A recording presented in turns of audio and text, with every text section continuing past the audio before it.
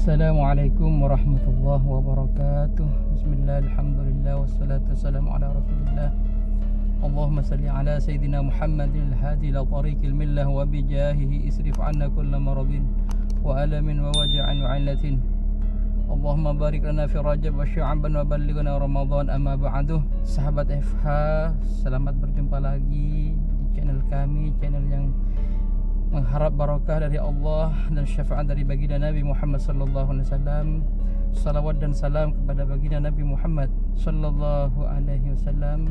Sahabat FH, dalam video kali ini kita akan membagikan pengalaman dan untuk wawasan berkunjung ke Hudaybiyah, salah satu miqat, sekalian untuk mengetahui sejarah Hudaybiyah.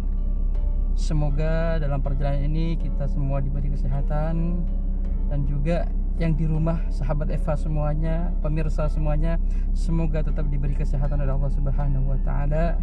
Amin ya rabbal alamin.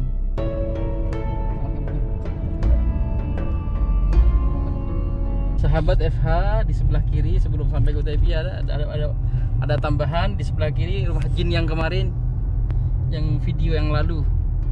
Rumah jin katanya, rumah tua sebenarnya. Rumah tua karena ada ditempati makhluk jin katanya. Alhamdulillah kita sudah sampai sana kemarin. Para sahabat, di sebelah kanan, di sebelah depan kita, di depan kita ada bangunan bagus sekali. Itu Rabitatul Alam Al-Islami. Rabitah itu dari Rabata, ikatan. Jadi Rabitah itu kalau di Indonesia apa ya? Muslim Liga. Kompetisi, tempat kompetisi pertandingan secara Islami, seperti pertandingan Al-Qur'an, musabaqah Al-Qur'an, musabaqah baca hadis, itu tepatnya di sini. Pernah anak bangsa juara satu di sini.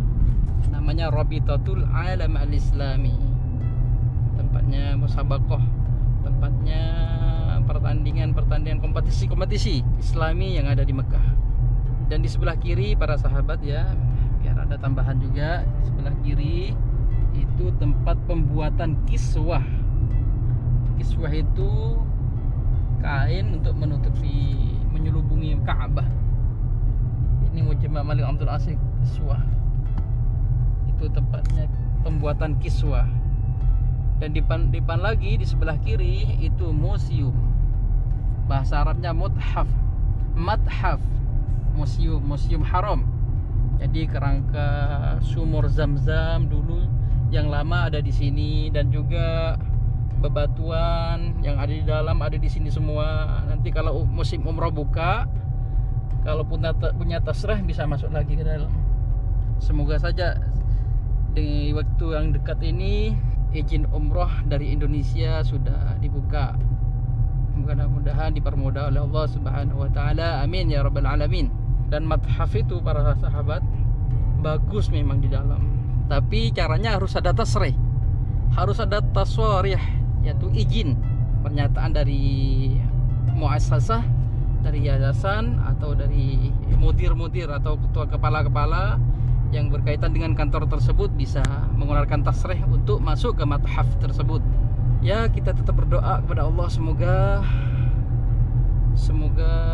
umrohan cepat dibuka dan normal seperti sedia kala. Amin ya rabbal alamin.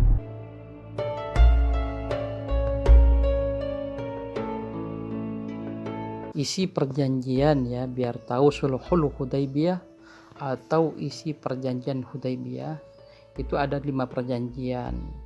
Yang pertama, gencatan senjata selama 10 tahun. Tiada permusuhan dan tindakan buruk terhadap masing-masing dari kedua belah pihak selama masa tersebut. Yang kedua, siapa yang datang dari kaum musyrik kepada Nabi tanpa izin keluarganya harus dikembalikan ke Mekah.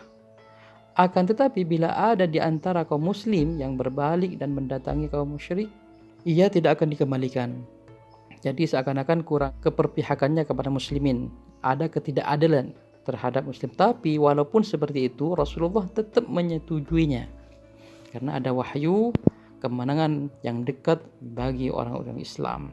Dan yang ketiga, diperkenankan siapa saja di antara suku-suku Arab untuk mengikat perjanjian damai dan menggabungkan diri kepada salah satu dari kedua pihak. Ketika itu, suku Khuza'ah menjalin kerjasama dan mengikat perjanjian pertahanan bersama baginda Nabi Muhammad SAW. Sedangkan Bani Bakar memihak kaum musyrik. Perjanjian yang keempat, tahun ini, tahun ke-6 tahun ke-6 itu rombongan Nabi belum diperkenankan memasuki Mekah. Akan tapi diizinkan tahun depan, hanya bermukim 3 hari saja, tanpa membawa senjata kecuali pedang yang tidak dihunus. Sudah saya jelaskan kemarin, kebiasaan orang Arab itu kalau pedang tidak bersarung ingin membunuh orang atau ingin berperang. Sedangkan Nabi di masa itu, di tahun yang ke-6 itu sudah jelas pedang semuanya cuman persiapan berjaga-jaga saja. Tapi difitnah bahwasanya Nabi ingin datang bersama sahabatnya untuk berperang. Padahal tidak, udah tahu itu cuman difitnah, namanya orang kafir ya, sudah biasa. Perjanjian terakhir para sahabat, perjanjian ini diikat atas dasar ketulusan dan kesediaan penuh untuk melaksanakannya tanpa penipuan atau penyelewengan.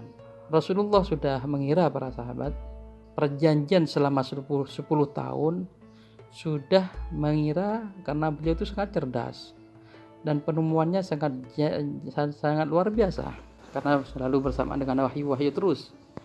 Mereka dengan perjanjian 10 tahun itu tidak akan sanggup dan akan berkhianat, akan mengingkari perjanjian tersebut. Kenyataannya, para sahabat ini karena sudah sampai di depan masih ada checkpoint ya. Mudah-mudahan selamat, tidak ada pertanyaan dan lancar. Amin ya rabbal alamin. Sahabat, ini hampir sampai, kita keluar dari tanah haram. Di depan kita ada checkpoint ya. Checkpoint tempat pemeriksaan bagi orang yang keluar dan yang masuk ke tanah haram.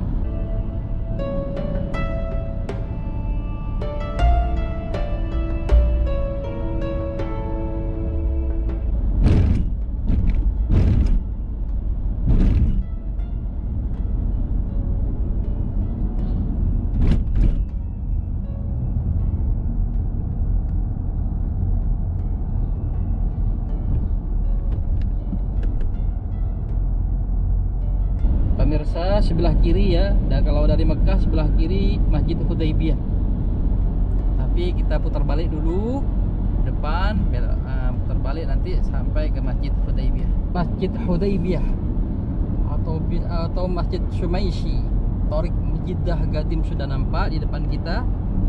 Dan saya ketepatan ada tasrih umroh, sekalian saya ambil mikot di sini.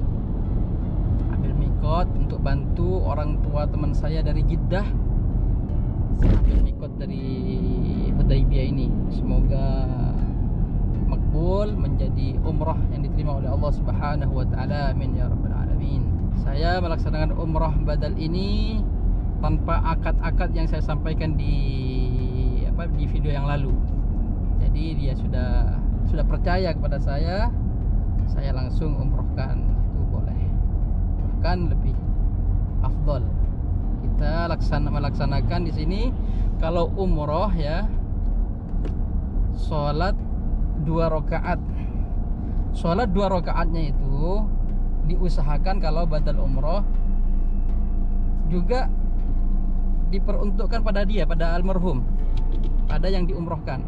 Jadi niatnya usalli sunnatal ihram raka'ataini lillahi ta'ala, setelah salam sampaikan pada dia, untuk dia. Itu lebih ta'yin, lebih utama. Tapi tidak apa-apa digabung sholat sunnahnya. Jadi sholat sunnah niat saya sholat sunnah ihram tahiyyatul masjid 2 rakaat lillahi ta'ala, walaupun 2 rakaat berpahala 2. Nah itulah sahabat pemirsa semuanya, ini sudah sampai di Masjid Hudaybiyah ya. Berhubung masjid yang baru, yaitu masjid yang baru itu sekarang masih ditutup, masih belum waktu zuhur. kita, dan ketepatan juga kita ngambil sejarah dan juga sholat di masjid yang lama. Ini depan kita laksanakan sholat 2 rakaat, usolli sunnata tahiyatul masjid wal ihram raka'ataini lillahi ta'ala. Mari ya. Dan ini pemirsa juga dinamakan masjid ya, bahkan ini masjid yang lama. Jadi sama hukumnya dengan masjid yang baru. Membaca doa masuk masjid, bismillah wassalatu wassalamu ala rasulillah, Allahumma ghfirli dzunubi waftahli abwaab rahmatika. Dan saya akan melaksanakan sholat di sini ya.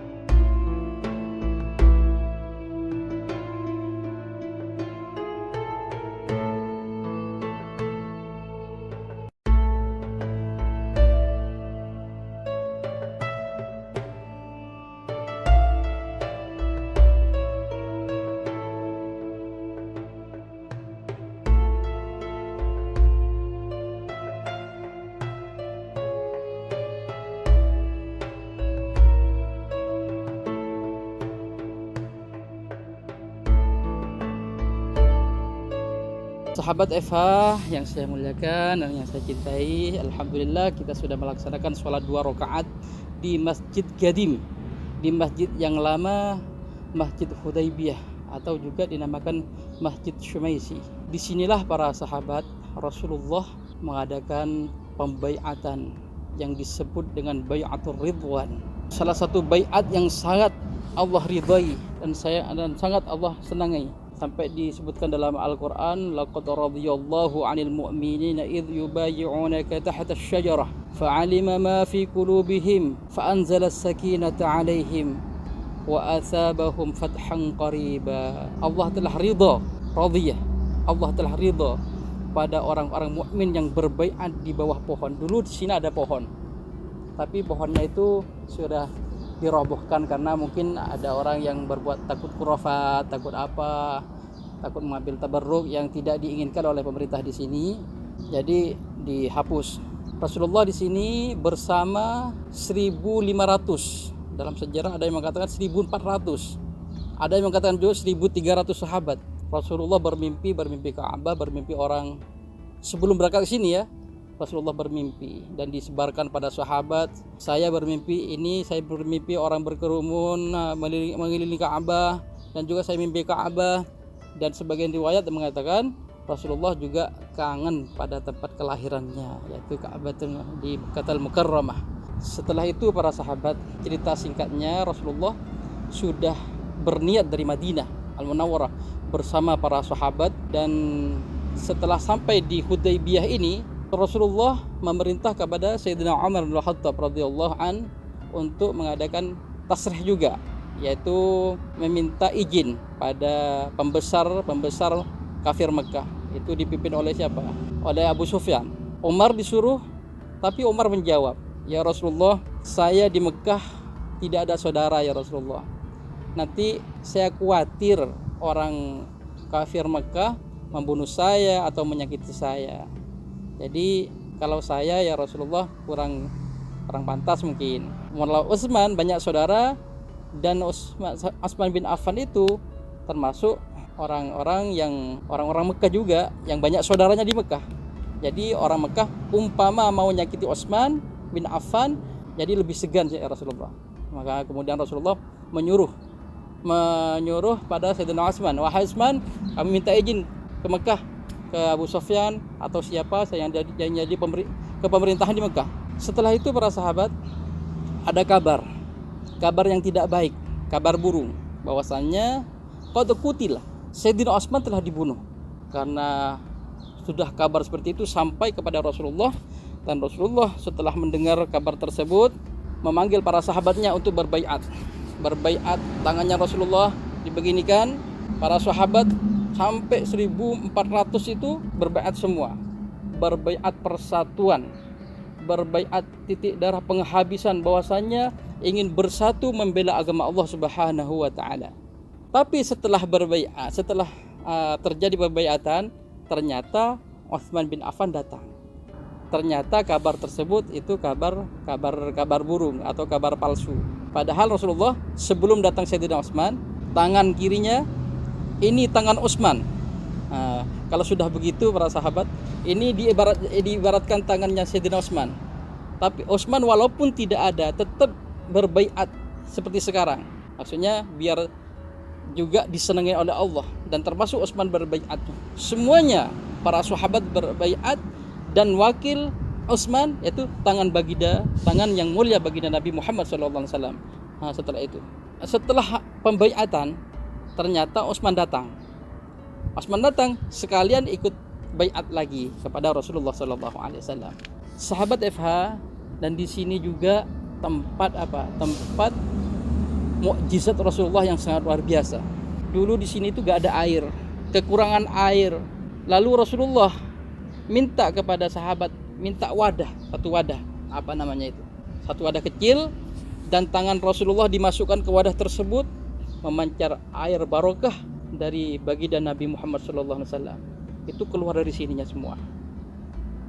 semua para sahabat dan juga yang bertempat tinggal di daerah Hudaybiyah semuanya minum air yang keluar dari tangan baginda Nabi Muhammad SAW. Itulah bahkan para ulama menyimpulkan paling utamanya air, yaitu air yang keluar dari baginda Nabi, dari tangannya baginda Nabi. Itu lebih afdal daripada air Zam-Zam. Semuanya itu minum di wadah tersebut, dan wadah tersebut airnya tidak berkurang. Bahkan di riwayat lain disebutkan juga, umpama ribuan orang, 3.000 orang, beberapa ribu orang, tidak akan habis. Karena ini mukjizat. Kalau mukjizat itu tidak bisa dikalahkan oleh apapun. Karena mukjizat khusus kepada para nabi, tapi kalau karamah untuk para wali-wali Allah. Para sahabat, di sini juga ada mukjizat Rasulullah lain, yaitu di sini tuh ada sumur dulu, tapi sumurnya sudah nggak keluar air, sumbernya sudah mati. Tapi ya termasuk mukjizat dari baginda Nabi. Rasulullah minta air 1 gelas ya, dan diminumnya. Setelah itu dikeluarkannya dari famus syarifah, dari mulut yang mulia baginda Nabi, dikeluarkan ke sumur tersebut. Setelah itu keluar air sampai di sini, semuanya minum lagi, dan kekenyangan karena barokah. Memang mukjizat itu para sahabat tidak bisa terkalahkan dengan apapun, dan berkahnya terasa. Dengan melihat itu para sahabat, melihat kejadian tersebut, para sahabat semuanya tambah yakin, tambah mantap, tambah cinta kepada Rasulullah. Walaupun kita tidak nututi masa-masa itu para sahabat, tetap kita dicintai oleh baginda Nabi. Karena salah satu sahabat pernah bertanya kepada Rasulullah, "Ya Rasulullah, siapa yang dicintai setelah ini ya Rasulullah? Apakah kita ini?" Rasulullah menjawab, "Bukan. Kamu sudah tahu mukjizat yang diturunkan oleh Allah pada saya. Kamu sudah melihat dengan kedua mata kalian semua. Jadi siapa ya Rasulullah? Orang yang tidak menututi saya, tapi masih beriman kepada Allah dan mengakui saya sebagai Rasulullah, sebagai Nabi Allah." Jadi para sahabat, kita semua ini sangat dicintai oleh baginda Nabi. Walaupun kita tidak melihat mukjizat Nabi, tapi ada sejarah yang diajari oleh para guru-guru kita. Jadi kita ini sangat disenangi oleh baginda Nabi. Maka dari itu tingkatkan keimanan yang sangat mendalam kepada Allah dan Rasulnya, bahwasannya kita ini adalah orang Islam, agama yang benar. Setiap apa-apa yang diperintah oleh baginda Nabi itu adalah benar. Kita kalau mengkaji semuanya, sejarah di Hudaybiyah sangat banyak sekali ya. Itu ditafsir, diterangkan semuanya, sampai ada salah satu juga yang tidak berbaiat, 1 orang. Di sini ada faedah juga untuk kegiatan manasik haji dan umrah. Rasulullah yang sampai di sini di tahun ke-6 untuk melaksanakan umrah tidak boleh masuk, tidak diperkenankan untuk masuk ke Mekah, bahkan dijanjiin tahun depannya. Tapi itu karena Rasulullah sudah menyetujui semua, tetap dilaksanakan dan kembali. Dan para sahabat waktu kembali itu ada yang kecewa, ada yang enggak. Tapi melihat kejadian-kejadian, melihat kejadian mukjizat Rasulullah yang sangat luar biasa, semuanya terharu dan menangis kepada Allah Subhanahu wa taala. Inilah kuasa-Mu ya Allah.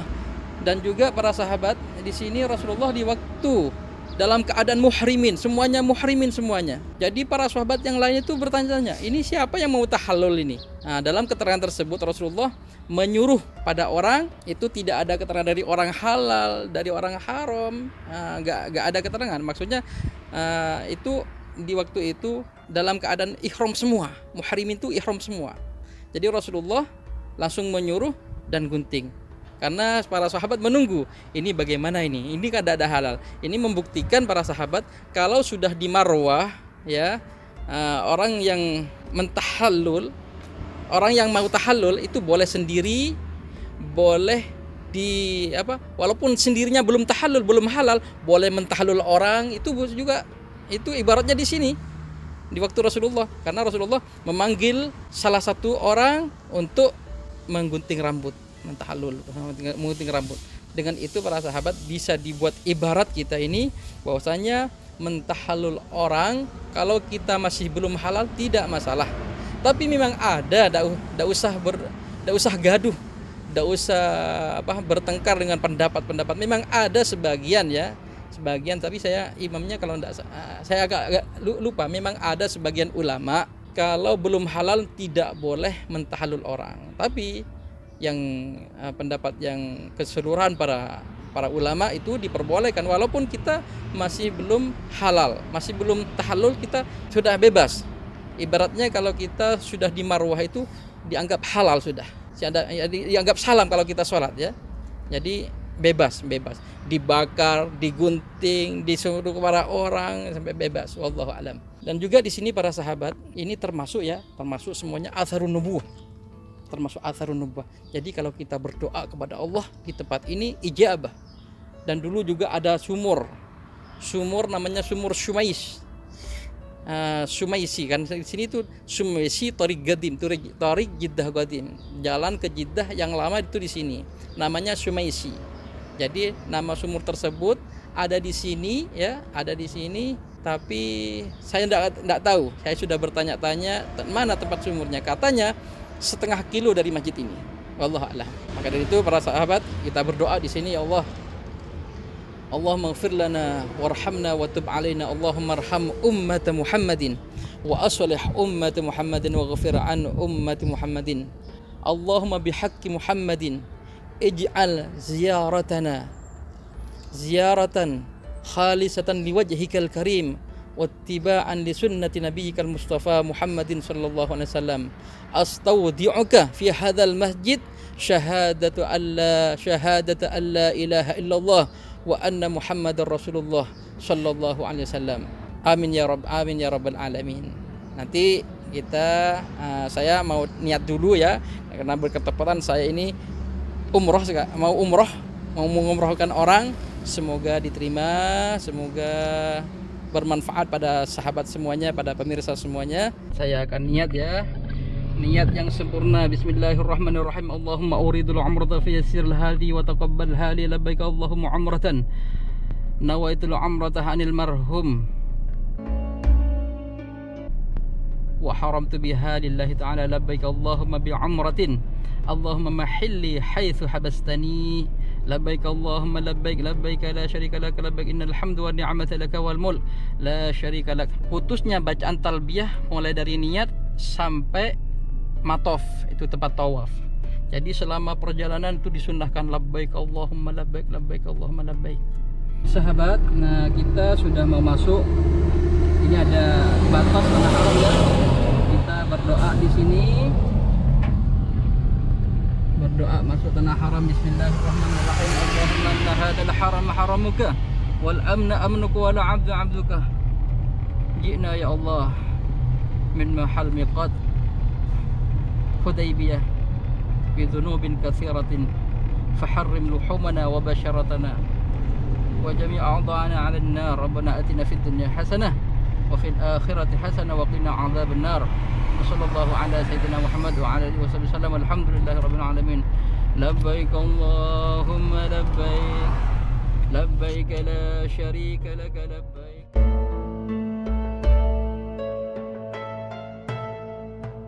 Sahabat FH, alhamdulillah kita sudah masuk di checkpoint tadi. Agak bergetar sedikit, takut dipertanyakan semua karena mukimin jarang yang datang ke Hudaybiyah sekarang karena katanya agak ketat. Tapi alhamdulillah berkat doa para pemirsa semua, para sahabat FH, kita diberi keselamatan oleh Allah Subhanahu wa taala dan kita sudah ada di tanah haram. Insyaallah kita akan melaksanakan rukun yang kedua, tawaf, sa'i dan tahallul. Semoga manfaat sejarahnya dan juga sambil praktek sedikit-sedikit praktek manasik umrah dari Hudaybiyah, semoga bermanfaat pada semuanya. Akhirul kalam, wassalamualaikum warahmatullahi wabarakatuh. Salam semangat.